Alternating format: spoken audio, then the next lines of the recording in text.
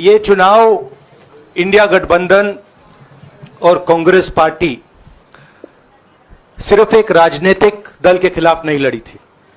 ये चुनाव हम बीजेपी, एक राजनीतिक दल, हिंदुस्तान के इंस्टीट्यूशंस, हिंदुस्तान का जो पूरा गवर्नेंस का स्ट्रक्चर है, इंटेलिजेंस एजेंसीज, सीबीआई, ईडी, ये सब, आधी जुडिशरी, इन सब के खिलाफ हम लड़े थे। क्योंकि इन सब संस्थाओं को, इन सब इंस्टीट्यूशंस को नरेंद्र मोदी जी ने और अमित शाह जी ने कैप्चर करा, धमकाया, डराया।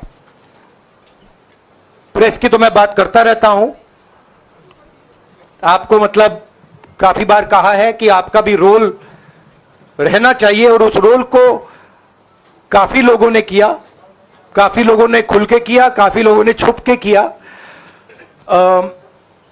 और आपके इमोशंस कहां थे हमें मालूम है।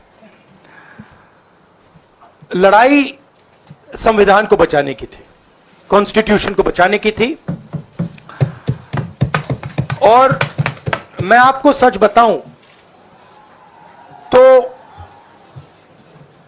मेरे माइंड में था पहले से, जब इन्होंने हमारा बैंक अकाउंट कैंसिल किया, जब चीफ मिनिस्टर्स को जेल में डाला, पार्टियां तोड़ी, मेरे माइंड में था कि हिंदुस्तान की जनता अपने संविधान के लिए एक साथ खड़ी होकर लड़ जाएगी। और यह सच साबित हुआ। मुझ में भरोसा था, और मैं हिंदुस्तान की जनता से, इंडिया गठबंधन के पार्टनर्स से, कांग्रेस पार्टी के हमारे सब नेताओं और बब्बर शेर कार्यकर्ताओं से दिल से धन्यवाद करना चाहता हूं। आपने संविधान को बचाने का पहला और सबसे बड़ा कदम ले लिया है। कांग्रेस पार्टी ने इस चुनाव में, कांग्रेस पार्टी के सब नेताओं ने 2-3 चीजें की। सबसे पहले हमने इंडिया गठबंधन के पार्टनर्स की रिस्पेक्ट की, उनकी जो विशेष थी उनको हमने साथ लिया, और आपने देखा होगा कि जहां भी गठबंधन लड़ा हम एक होकर लड़े। दूसरी बात, कांग्रेस पार्टी ने क्लैरिटी से हिंदुस्तान को एक नया विजन दे दिया है, pro poor vision, pro production vision. Hindustan को इंडिया गठबंधन ने साफ दे दिया है।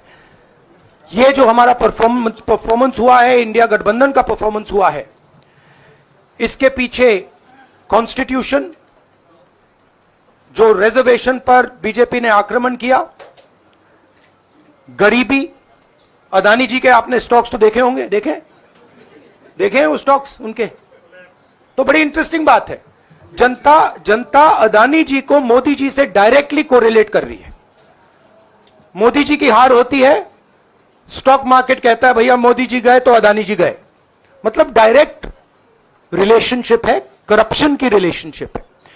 और देश ने नरेंद्र मोदी जी को साफ कह दिया है कि हम आपको नहीं चाहते हैं। And this is the main thing that this election has said. The country has unanimously and clearly stated, we do not want Mr. Narendra Modi and Mr. Amit Shah to be involved in the running of this country. We do not like the way they have run this country. We do not appreciate the way they have attacked the constitution. We do not appreciate the way they have run this country for the last 10 years. So that is a huge message to Mr. Narendra Modi.